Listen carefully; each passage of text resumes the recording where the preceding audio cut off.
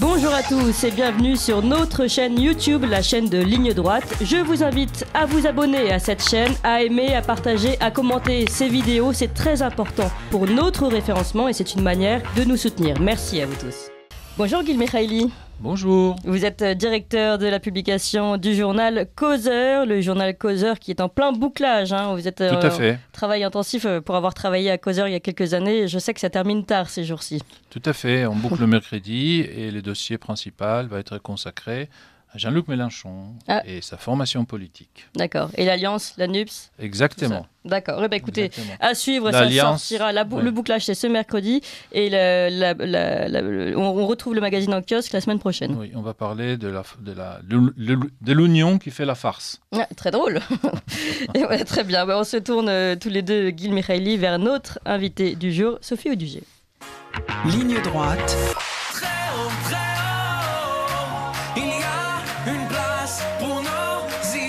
Vue de haut. Bonjour Sophie Audugé. Bonjour à vous. Vous êtes directrice déléguée de SOS Éducation, déléguée générale de SOS Éducation. Pour moi, c'était important de vous recevoir aujourd'hui puisque on a eu Blanquer, on a désormais Pape Ndiaye, que des ministres de l'Éducation nationale qui ne sont pas rassurants pour notre éducation. Alors, avec vous aujourd'hui, on voudrait aborder l'avenir de nos enfants. Est-ce qu'ils sont vraiment complètement foutus? Qu'est-ce qu'on peut faire? Alors d'abord, dresser le bilan et ensuite, qu'est-ce qu'on peut faire aujourd'hui, concrètement? D'accord, mais on rentre vite dans le vif du sujet, quoi. Oui, oui, d'accord. On n'a pas de temps à perdre. Non, mais oui, parce qu'on a 20 minutes pour sauver l'école, donc il va falloir y aller. Donc, en gros, si on fait le bilan Blanquer, sa réforme du baccalauréat, etc., un baccalauréat qui n'est pas galvaudé, dit-il lui-même, chez Apolline de Malherbe, est-ce que, d'après vous, finalement, la crise de l'éducation nationale n'a fait que s'empirer avec Jean-Michel Blanquer, d'abord, pour faire un bilan? Oui, je crois que le bilan de Jean-Michel Blanquer que nous, on dresse à SOS Éducation est un bilan assez sévère. Finalement, on a comme depuis 30 ans dans l'éducation nationale, des mesurettes avec des ministres qui mettent leur nom dessus. Mais finalement, le vrai sujet de l'école, la vraie transformation de l'école, le vrai retour à une école de la méritocratie, de l'excellence, il n'est pas là. Donc, pourtant, c'est des annonces. Au départ, on se rappelle Jean-Michel Blanquer. Oui, mais c'est un peu le problème avec le gouvernement précédent, le quinquennat précédent. Et on craint que ce soit la même chose avec celui qui s'engage, c'est qu'il y a beaucoup d'effets d'annonce, mais derrière, il n'y a pas grand-chose.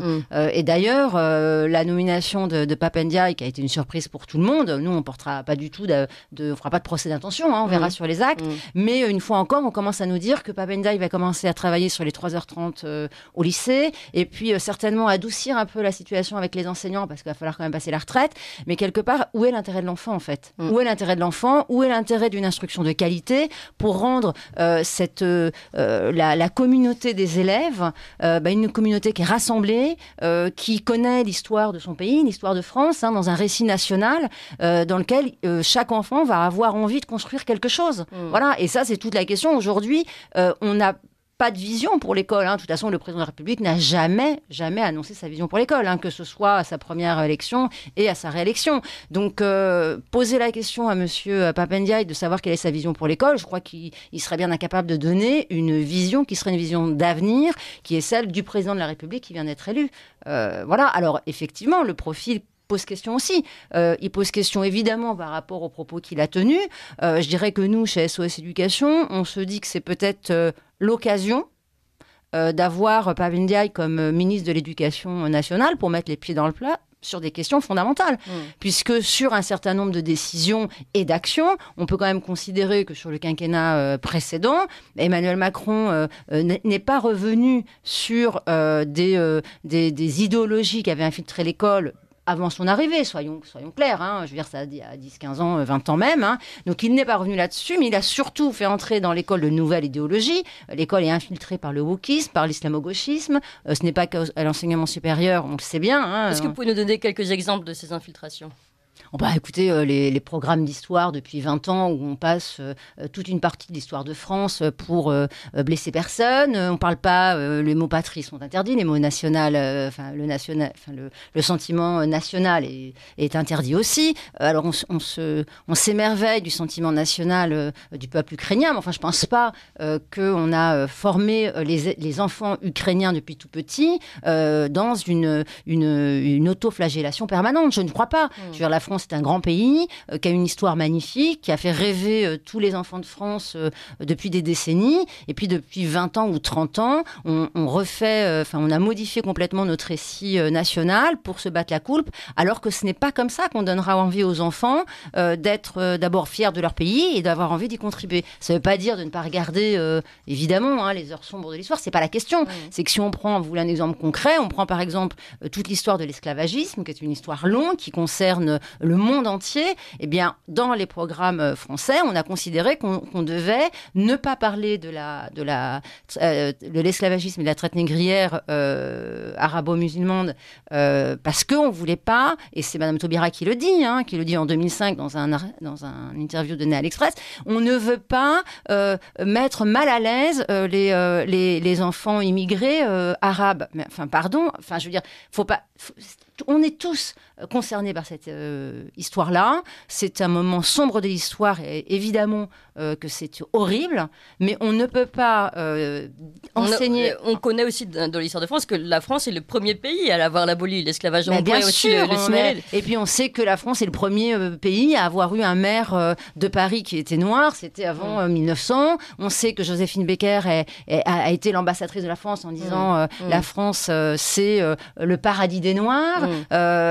Je veux dire, on a quand même une histoire, dont on peut être fier. Mais de ce côté-là, justement, le fait que ce soit Pap Ndiaye, le nouveau ministre de l'Éducation, ça envoie plutôt un mauvais signal. Rappelons que quand même Benjamin Stora pose des questions sur Pap Ndiaye aujourd'hui. Benjamin Stora qui est quand même, qui a travaillé sur la question de l'esclavagisme et tout ça en France, et qui parle d'un Pap Ndiaye anti-républicain.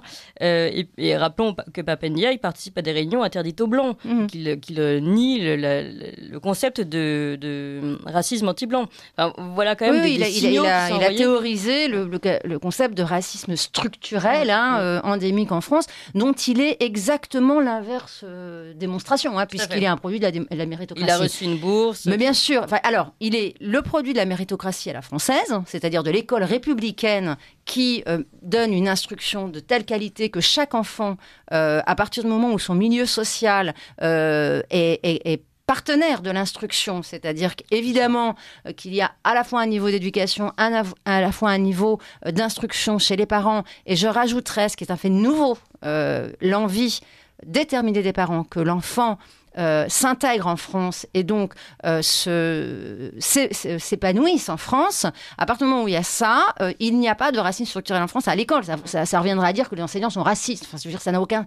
pour nous, ça n'a aucun sens. Évidemment, chez SOS Éducation, on ne partage pas du tout cette idée. Et il est la preuve qu'à partir du moment où on travaille, où on a des parents qui soutiennent, on peut évidemment réussir, et on a une égalité des chances en France pour réussir. Après, effectivement, il a eu une bourse, mais une bourse aux États-Unis, puisqu'aux États-Unis, on est vraiment dans un principe de discrimination positive qui, pour nous, est pas obligatoirement, c'est pas quelque chose chez SOS Éducation qu'on soutient. Nous, on soutient la méritocratie. On n'est pas pour la discrimination positive qui a tendance à faire baisser le niveau. Après, je pense, et je reviens complètement sur ce que vous disiez, c'est-à-dire qu'il y a eu beaucoup de réactions avec beaucoup de questions. Nous, chez SOS Éducation, ce que l'on voit, c'est que ça va permettre de poser ces questions. Parce qu'il faut quand même rappeler que c'est Jean-Michel Blanquer qui a signé une circulaire qui a introduit l'idéologie du genre à l'école en l'affirmant en maternelle, dans les toutes petites classes. Il y a aucune distinction de classe. Alors, on sait qu'il y a dans des écoles maternelles, en primaire, etc., qu'on lit des livres dégenrés. On explique aux enfants pourquoi on lui lit un livre dégenré. Bon, ça, c'est quand même, évidemment, une culture woke qui est complètement qui est proche d'Emmanuel Macron. Je veux dire, Emmanuel Macron ne défend pas la culture française, il défend une vision multiculturelle, une vision à l'américaine, européenne, mais beaucoup plus à l'américaine. Et je pense que la nomination de Pape Ndiaye nous autorise, de manière extrêmement légitime, tous les intellectuels, les spécialistes de l'éducation, à poser la question claire, puisqu'il n'a jamais il s'est jamais vraiment exprimé, le président, il n'a jamais pris vis-à-vis de Français, enfin, en tout cas, eu l'honnêteté de dire quelle était sa position sur un certain nombre de sujets qui relèvent à la fois de la culture woke, à la fois d'une culture d'une approche multiculturaliste voilà, je dirais à l'américaine, c'est-à-dire pas de la culture française. Et ça, je crois que effectivement, on peut être inquiet. Il ne faut pas faire trop ses intentions, mais on est légitime à être inquiet compte tenu des propos qui ont été tenus et des travaux qui ont été ceux de Pape Ndiaye. Par contre, c'est l'occasion aussi que Emmanuel Macron, dont on sait très bien que c'est lui qui l'a nommé, nous dise, en fait, comment il voit l'école, comment lui réagit, voit la mission de l'école. Est-ce qu'on revient à une école de l'instruction qui n'instruit que des savoirs, ou est-ce qu'on va vers cette école à l'américaine, une école des idéologies, du communautarisme? Je veux dire, on n'a jamais fait autant rentrer d'associations militantes dans l'école que depuis ce dernier quinquennat. Il faut quand même être clair aussi. Donc, oui, juste par rapport à Pape Ndiaye, si on regarde de près sa biographie personnel et intellectuel, il part aux États-Unis en 1990 ou 91 pour faire son doctorat, donc il parle français. Il rentre en France 5 ans plus tard, noir.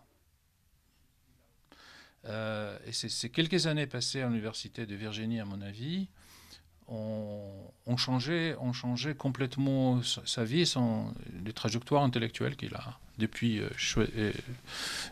suivies. Parce que son doctorat était sur Dupont de Nemours, c'est-à-dire il a fait un doctorat en histoire économique, industrielle, les États-Unis du XXe siècle, à travers un géant de la chimie. Et c'est après que la dimension identitaire est devenue aussi le pilier de sa carrière intellectuelle. Je me souviens, moi aussi, je suis venu ici pour faire un doctorat, et je me souviens d'une vieille, plus ancienne professeure qui m'a rencontré et qui m'a enseigné au début de mes études. Elle dit, mais qu'est-ce que vous avez toujours, vous, aujourd'hui, de faire des doctorats sur vos petits problèmes? Nous, quand on fait nos doctorats dans les années 60-70, il y avait des grands sujets. Il y avait les paysans, il y avait l'agriculture, il y avait les bassins méditerranéens, etc. Et vous, chacun, masculinité, noir, les juifs sur les juifs, etc., etc. Donc, je pense qu'il fait partie de cette génération intellectuelle. Mais juste pour revenir à vous, donc, vous avez mentionné les parents. Et est-ce que c'est possible de faire quelque chose dans un système scolaire quand il y a une contradiction entre la maison, entre ce qui se passe après 17h et entre 9h, et ce qui se passe entre 9h et 17h? Alors, je pense qu'en tous les cas, faut pas éluder la question. Oui, je veux dire, c'est une vraie question, il faut y répondre. Sauf qu'aujourd'hui, personne s'y intéresse. Enfin, en tous les cas, au gouvernement, personne pose cette question. Nous, on a lancé une grande consultation avec les mesures de SOS Éducation pour l'école. Et dans une de ces mesures, on pose la question du retour du redoublement. Et donc, on a évidemment eu beaucoup de répondants. On a 2400 personnes quand même qui ont joué le jeu de cette consultation. Et une enseignante nous écrit et nous répond en disant, écoutez, moi, le redoublement, je suis assez sceptique parce que j'ai le cas au sein de mes élèves. J'ai fait redoubler 2 élèves. L'une... et avec les 2 élèves, ils ont eu la même démarche. Donc, point avec les parents, analyse de la situation de l'enfant, pourquoi le redoublement devait être utile. Ça se fait pas à la légère. Voilà, ce qui devait être fait pour la mise en place et accompagner l'élève. Donc, notamment, il y avait des bilans orthophonistes, etc. Et elle constate que dans un cas, il y a eu une alliance avec les parents et l'enfant a tiré vraiment profit de ce redoublement et elle a vraiment une année en pleine réussite. Et dans l'autre cas, l'alliance avec les parents ne s'est pas faite. Il n'y a pas eu de poursuite à la maison du travail qui était engagé. Le bilan orthophoniste qui avait été demandé n'a pas été fait. Et malgré qu'elle reconnaît et qu'elle écrit que l'enfant est totalement engagé, qu'elle y met tout son cœur et toute son énergie, ça n'a pas fonctionné. Voilà. Et effectivement, le problème, aujourd'hui, c'est comment on peut recréer ce lien. On a beaucoup, nous, travaillé aussi sur la question de l'autorité, et on a beaucoup de professeurs qui nous disaient, bon, après, il y a beaucoup de dessins humoristiques qui racontent que dans les années 70, quand vous reveniez à la maison, vos parents vous demandaient si vous avez été gentil avec la maîtresse, et maintenant, on vous demande si la maîtresse était gentille avec vous. C'est assez caricatural, mais c'est pas complètement faux. Et effectivement, on a aujourd'hui ce problème-là, qui est que quand il y a une punition à la maison, enfin à l'école, à mon époque, alors l'idée c'est pas de faire revenir une époque d'il y a 20 ans ou 30 ans à l'ère d'aujourd'hui, puisque la société a changé, que les enfants ont changé et le mode d'éducation a changé aussi. Mais il n'empêche que on avait à la maison des remontrances, et puis généralement la punition, on en prenait une autre à la maison. Donc, je veux dire, on n'y revenait pas non plus plusieurs fois. Tout ce système a changé. Je veux dire, il n'y a plus aucune autorité à l'école. Il n'y a plus autorité. Et ses parents, ce sont les enfants de l'éducation nationale des années 90. Oui. Sophie Audugé, je profite du blanc. Il ne reste pas beaucoup de temps. Et j'aimerais bien que vous nous présentiez. Alors, vous avez 30 mesures qui sont sorties de cette grande consultation. Donc, grande consultation que vous avez lancée en mai dernier. Enfin, en mai d'ailleurs, de cette année. Et avec donc 1550 personnes qui se sont livrées à cet exercice avec des commentaires. Enfin, c'est très, très enrichi. Et de ces 30 mesures, vous en tirez 10 mesures phares. Est-ce que vous pouvez nous les donner ? Alors, oui. Alors, on a présenté donc 30 mesures qu'on a d'abord partagées sur les réseaux sociaux pour avoir des réactions. Vraiment, on a pas mal de gens qui nous suivent, que ce soit des professeurs ou des parents, que des gens qui sont passionnés d'éducation. Donc, on a vraiment eu des remontées d'informations intéressantes. Et ensuite, on en a constitué une forme de petit sondage qu'on a partagé à nos abonnés à la lettre d'information d'SOS Éducation. Et là, on a eu 2400 personnes qui ont voté. Et on a 1550 personnes qui ont fait des commentaires. Alors, nous, on a des gens qui sont très productifs. C'est-à-dire que c'est pas oui, non, c'est des commentaires argumentés, avec des remises en question de ce qu'on dit, des apports, etc. Donc, ça nous permet d'avoir quand même une base très riche. Alors, aujourd'hui, ce que je peux vous donner, c'est les 10 mesures qui ont obtenu le plus de oui. Voilà. Ça ne veut pas dire que c'est celle que nous, on va retenir dans notre feuille de route pour l'école. C'est celle, en tous les cas, qui a généré la plus grande préoccupation des parents, et pour lesquels les parents ont vraiment dit oui, non, ça, il faut le faire. Alors, ça peut être faire quelque chose. Il y en a une où je vous préciserai pourquoi je dis ça. Mais sinon, la plupart des mesures, c'est vraiment, il faut le mettre en place. Et la première, c'est évidemment augmenter le niveau d'instruction en primaire, mais en sachant que c'est pas faire que le dédoublement des classes. C'est revoir entièrement le rythme de la primaire. C'est recentrer les apprentissages sur le français, les mathématiques, la culture générale. Évidemment, revenir aussi à la connaissance de son pays, à la connaissance de la nature, ce qui ne se fait plus du tout. Et d'enlever tous les cours de rien qui finalement font perdre du temps. Et puis également, réintégrer le français à l'écrit et à l'oral toute la journée, dans toutes les occasions. Voilà. Donc ça, c'est la première mesure. La deuxième mesure, alors quand je vous dis première mesure, c'est 97-74% des 2400 qui ont voté. Donc on est, c'est très, très important. On a également de refaire l'école un sanctuaire. Donc ça, nous, on a été extrêmement surpris. Il faut savoir que nous, on l'avait placée en 20e mesure proposée. Donc, c'est intéressant aussi de voir qu'elle est arrivée en 20e mesure dans le sondage et qu'elle est remontée en 2e mesure. Donc là, on parle religieux. On parle de tout. Je veux dire, à l'école, on instruit des savoirs académiques reconnus, avérés. On n'est pas dans l'idéologie. On est dans une école laïque, gratuite et obligatoire. C'est le Jules Ferry, c'est Jean Zay.